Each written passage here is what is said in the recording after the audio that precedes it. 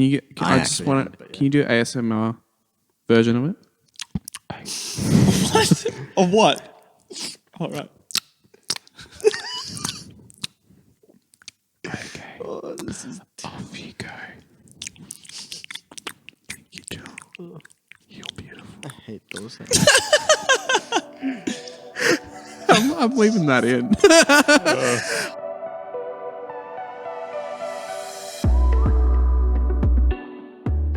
Hello and welcome to the Made Creative Podcast, your monthly podcast of creativeness. My name is Sam, and with me today is Ruben, Howdy.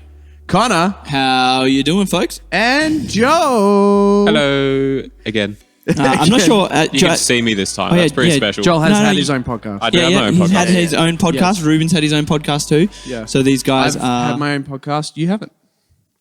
Have you had your own podcast? Yeah, we did one on preaching.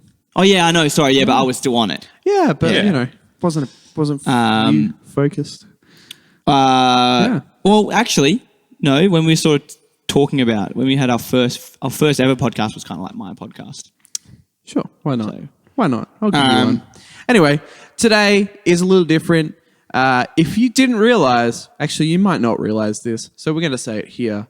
This month is the last month of songs on the album that is going to be released. And so we thought we'd do like a retrospective on kind of the whole process of getting to this point, because it's been, in June, it'll be 2 years since me and Connor wrote the songs. In May, it'll be a year since we started this channel, and it's probably about close to a year and a half since we got the band together. Yeah. So it's been a long time, a long project. It's taken a while. What I'm gonna say right now is that we're gonna talk about the album. You will find out when the album releases very soon. When this video comes out, we won't say specifically when, but it is quite soon that you will find that out, and it is quite soon that the album will come out.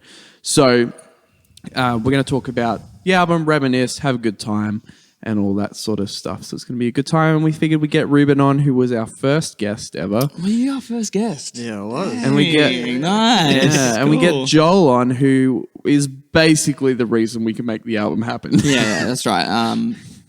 For perspective, those out there, this is the guy who's mixing almost all of our audio, all our videos, and everything. So we're very fortunate to have him on. Let's just chat about it. I kind of want to get your guys' thoughts on just. I mean, for me and Connor, it's almost been 2 years now, but like, just the whole sort of long-term process of this. How are you guys feeling about it? How's it been for you guys? What's going on? I'm constantly riding the buzz. I love it. I love doing the filming. I love doing the recording. I love hanging out. I love band practice, and we got a real cool bunch of people as well. And it's so good just to be able to like kick back. I mean, I'm the kind of person who likes to be busy all the time. Like likes to do stuff.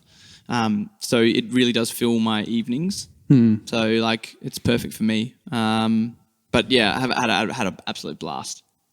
Especially through recording. That was crazy busy, but man, oh man, like it's going to be like a fond memory, 100%. So Yeah, Ruben? Yeah, I'll have to agree with most of that. It's been a very long journey, but yeah, there's been a lot of work done. It's also been a lot of learning done too, yeah. but it also does serve as like a bit of distraction from the usual. No, this is like, it's not very normal. It's more like this is something that, you know, I get to do that's a once-in-a-lifetime opportunity. Yeah, so I'm it's pretty glad that I've special. been a part of this journey, and it's been really awesome. Yeah. Yeah. I mean, it's pretty rare to be able to say I released an album. You know, Yeah. like that, you know, or I played on an album, or, you know, Yeah. that's like... I've wanted to be able to say that since I was a kid. Yeah. I've released singles and stuff, with bands, but never an entire album. So like that's it's so exciting for me. Like it's a dream come true sort of attitude. Yeah. Joel? I'm enjoying it.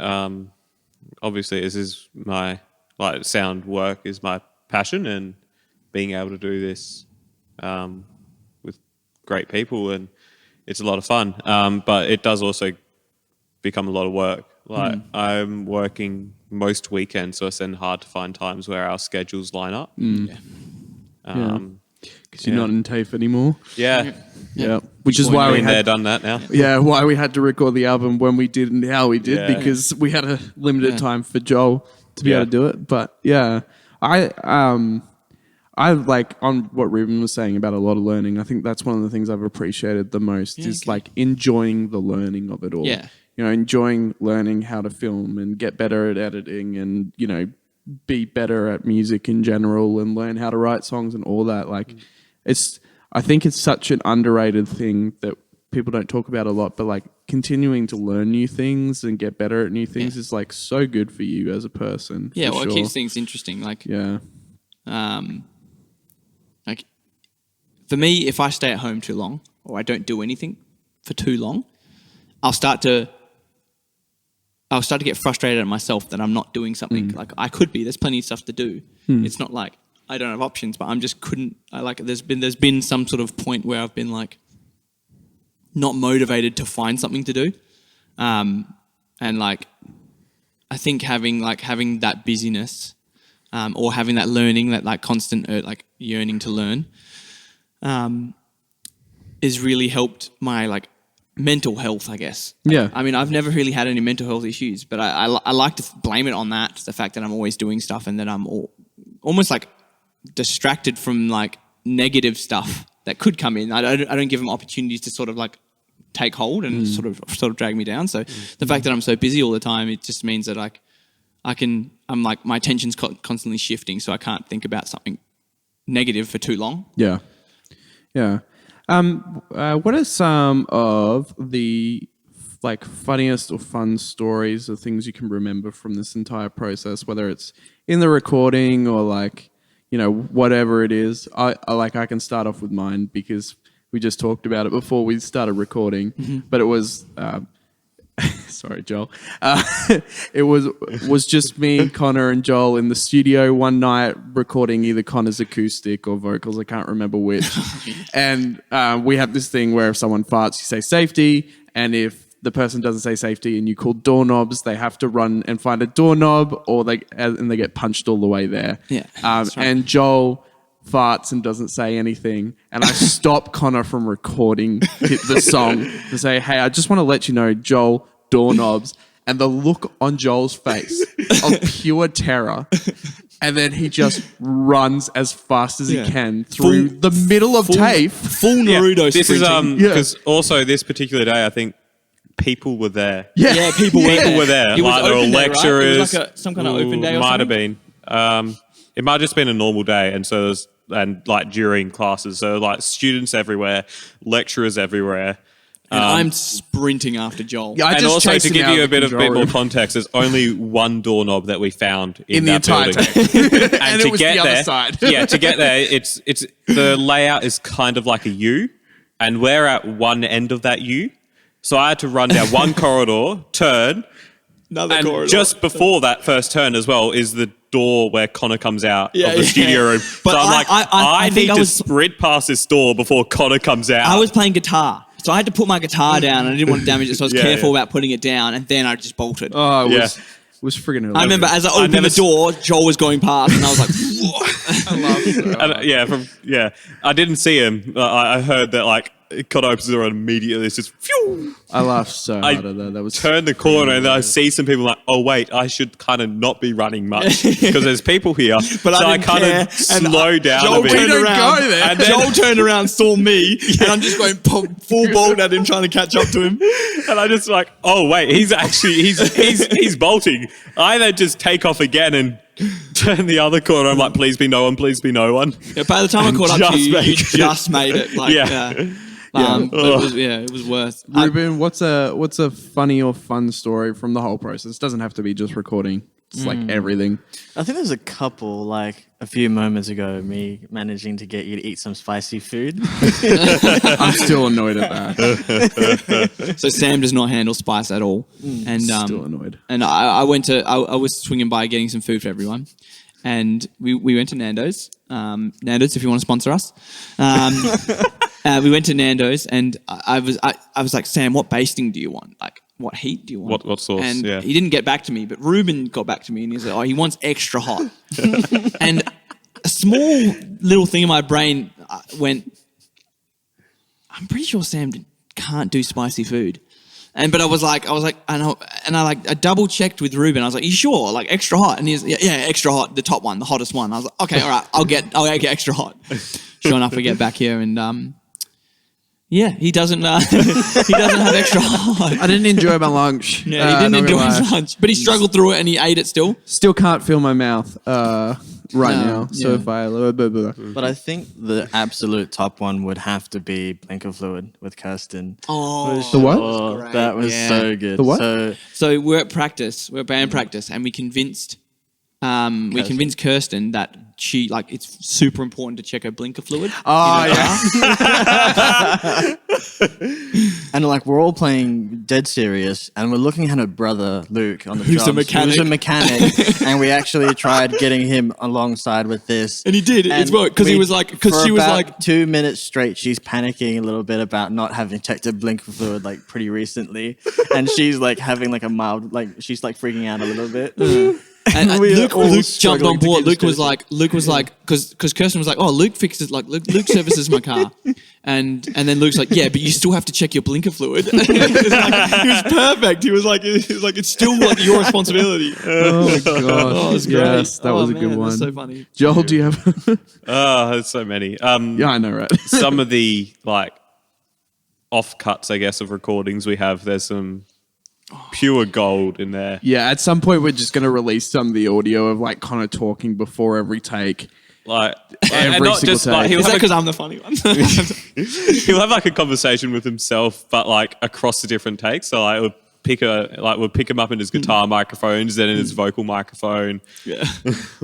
So just for context, in my guitar one, I'll say, just to be fair, I didn't say this only to myself. I usually would say it to other people as well. It would be a general good luck everyone. Yeah, it'd be good luck. Yeah, good job everyone. For example, if I knew that Luke was doing, say Ruben or someone else was doing a track after me, in the pre-roll, I would say, "Oh, good luck to Luke. Good luck, Luke," when he was getting ready to go play his part. So that just before he would do it, he'd get a little bit of encouragement, and then he would make hopefully give him a little confidence boost to get him through it and totally nail it. Yeah. But when I started to talk to myself in my we do a scratch track first, and then we do a vocal track, and then we do the guitar track, and then we do the vocal track. So then the scratch track we've got good luck guys, and then in my guitar track we'd have thanks Connor, and then in my vocal track we'd be me saying, "No problems, man." So it's across 3 different takes when I'm having a conversation with myself. But honestly, some of the funnest thing for me was because me and Joel would sit in the control room a lot, especially when Connor was doing stuff. It was me and Joel that would be sitting next to each other in the control room, and obviously you have the power to have a microphone on and off into the control room. So when we ended up shooting a choir as well for some of the songs, and so when Connor was in the choir room with them, I would be talking to Joel and saying, "Connor's about to do this, and he's going to do it for this long, and he's going to do in this way, and he's going to make fun of this," and we'd be able to have this conversation between the two of us, and then Connor would do exactly what we thought he was going to do. It's because I pretty much do the same gag every single time. We would watch the choir get annoyed, and we would laugh our heads off in the control room. The choir were pretty good. They didn't really get annoyed. He'd just be sitting there, just Yeah. To be honest, I thought you were actually going to bring up the time when you were sitting in the control room and I'm sitting with the headphones on, and you would actually turn on the microphone and just bang that's on the right. tap. So You would just there was bang this on the- little bit of loose metal near the microphone, and so when we do the what do you even call that button? talk back. The talkback. talkback button. We just tap it, and it would be so loud. It's the loudest sound It's like possible. bang, bang, bang, bang, bang, bang. And Ruben would get the most annoyed at it, so of course I And would it's do just- it the most to Ruben. Also, just like getting a drumstick and just rubbing the Get front against of the mic. Yeah. Because people got their headphones on, they're concentrating, their eyes are closed. They're like, "All right, cool. This is my bit coming up," and then all of a sudden, If anyone from the TAFE is watching this, they're probably going to be like, "Let's just check for any damage." Or Believe me, the stuff at TAFE goes through much worse. I mean, yeah. Once again, for me, lots of fun moments. But there's 2 things. So the first one, I would say my second favorite moment is doing the Christmas bumpers. That was so funny. That was good fun. That was so funny. I just had so much fun. I doing think the one of Christmas- them you can hear me laughing in the background. Yeah. I think we used that one. Yeah. See, I use I that wanted one. to do more of that stuff just because it's so fun. It was so funny. But my first one is we've got our meme. Our meme is all right, off you go. So it all started because when Sam and I were originally songwriting, in the recording of His Mercy, the scratch track, when Sam pressed record, afterwards he'd go, all right, off you go. And that was just in the beginning of the recording. So whenever we'd listen to it, we'd always hear, all right, off you go. I was being really encouraging. Yeah. So now, whenever we go to start anything, Ever. we has to start with, all right, off you go. Including Including this podcast. Yeah. Okay. Off you go. Safety. Yeah. In fact, I noticed that if someone doesn't do it, I stuff it up. Yeah, exactly. That's like- and then we're like, oh, that's why. Yeah. Like, that's why. Yeah. Even when I was recording bass, he would say it to me. Yeah. And then, All right, then I'd off get It's it. like the intro to You Take Us As We Are. That's Yeah. our other meme. That's right. That's Yeah. true. Yeah. Yes. There's I mean, I hope it's not. It doesn't. I probably won't make the album because No, it's it's literally stuff up. But But if you do watch the tutorial for the song, you'll see it there. Dang it. At the is it on the beginning. tutorial? Yeah.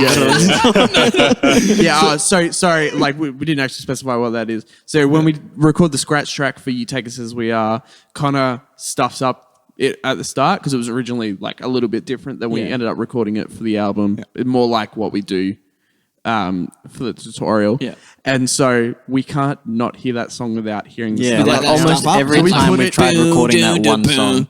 We put it in the recording. We put it before we did the video as Like, well. intentionally. Intentionally. Like, intentionally did because it. I had to have it while we're editing, otherwise I didn't feel right. Yeah, exactly. It just feels right when Yeah. it's there. I just feel good about it, you know. So yeah. Oh, man. So you'll even strum it because you're doing more picking stuff usually. You'll even Yeah. strum it to get it wrong first. Just to be clear, it's not like I accidentally did this once. I accidentally did this heaps of times. Heaps. It was whenever I was playing the song, I would just be like initially. Now that like with the finger picking instead, I do it less because it's not as involved. So, it's more specific notes as opposed to the whole chord. So I don't really fall into that trap because I'm usually like, if I'm late, I'm like, oh, I can just make it in time. And even when like we're recording, like I would either when it's you or me playing it, we'll just inherently do it. Yeah, exactly. Yeah. It's weird because it's weirdly fun, you know. I don't know how, but like making that same mistake every time, it's really fun. I think it's the stuff like this that makes you like the fun stuff that kind of gets you through any tense moments. Yeah, slash, exactly. Like, Yeah, makes that's you right. have fun along the process That's right. instead of it. So Well, you're just friends and having fun. Yeah, that's what I said when we because of it. started recording. When I started recording, I was like, that's why like I was like, you know, was just like, let's have fun, like muck around and like a little bit and whatever, because it's just like you enjoy yourself because you're not over stressed that you know things have to be perfect because things aren't going to be perfect because everyone makes mistakes and does things wrong, and you don't want it to be a thing where someone makes a mistake and then people get frustrated with the other person, and that makes it really hard for that person. So I think we were overwhelmingly positive. Yeah. I mean, everyone had stuff going on. Everyone was like feeling tired for sure. I mean, it's I think we got exhausting. better at it as the recording went on as well. Yeah, exactly. I They're think- learning exactly what we we're sort of talking about before. But yeah, that's cool. Have you guys like done something like a project that's lasted this long? Maybe Connor, you have. I can't think of a single project I've done that I've passion or like work project that I've done that's lasted.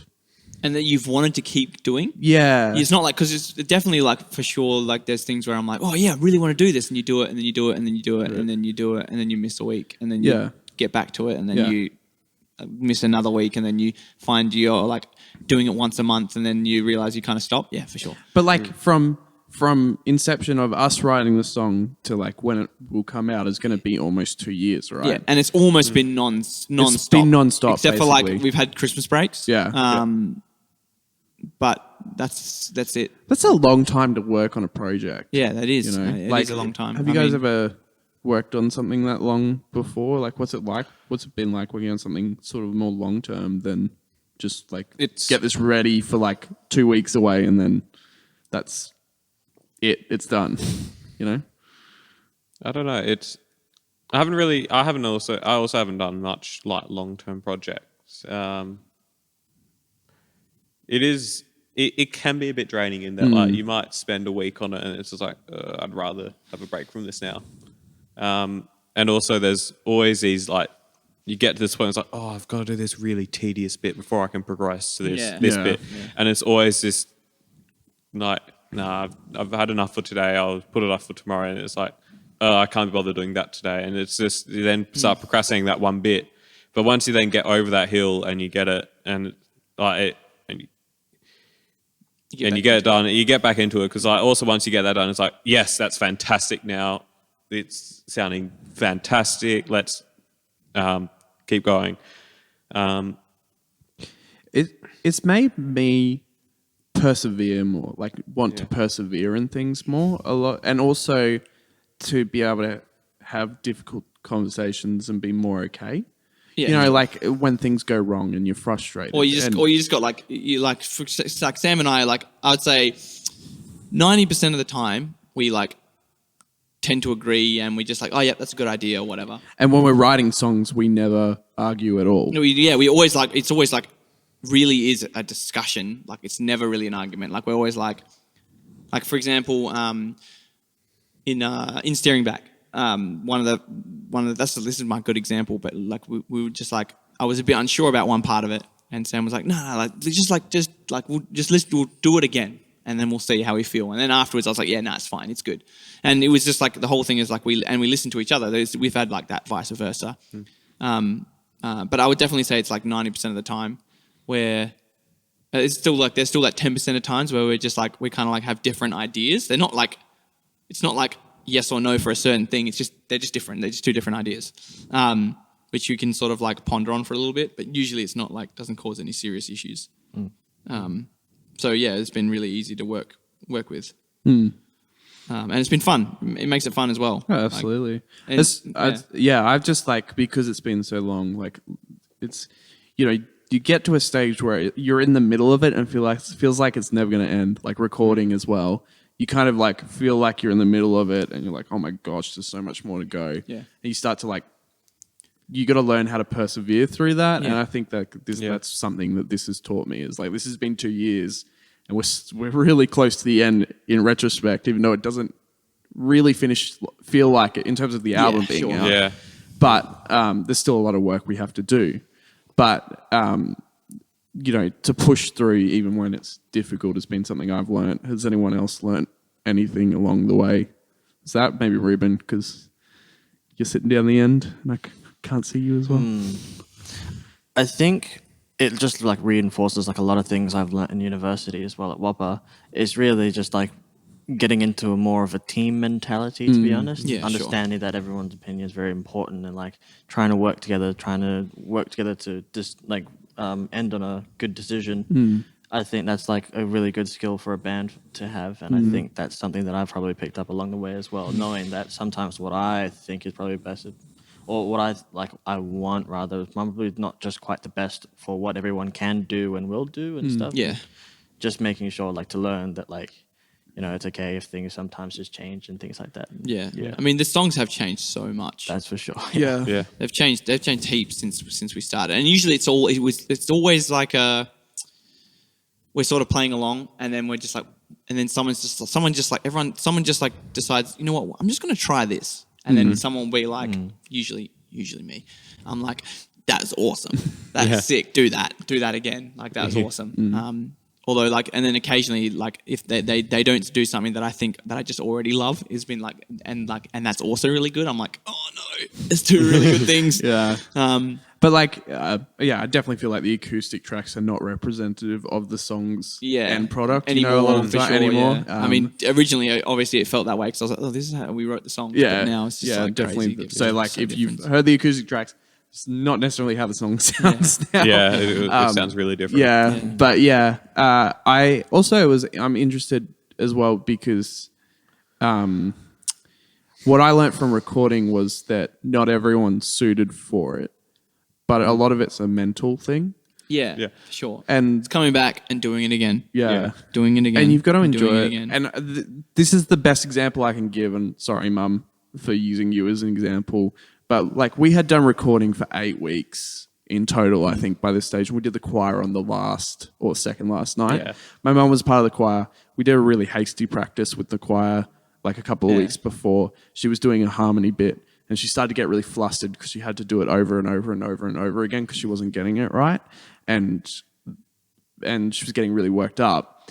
And there was such a difference between me and you and her, partly because of experience, but partly because of the understanding of what recording was. It was what, like, you just go again. You just go again. Right. That's right. That's what recording is. You try and get it perfect. You don't try and get it good. You know, like, Yeah. So, Well, it's also And like, I just want, it's a another thing as well is like it was very common when we were recording. We would do a take and it'd be like, "Oh, sorry guys, I stuffed up." And it's like, it's all good. You could just stop recording and start again. Yeah. And even if the first half was perfect, we can keep that first half and just continue on from there. yeah.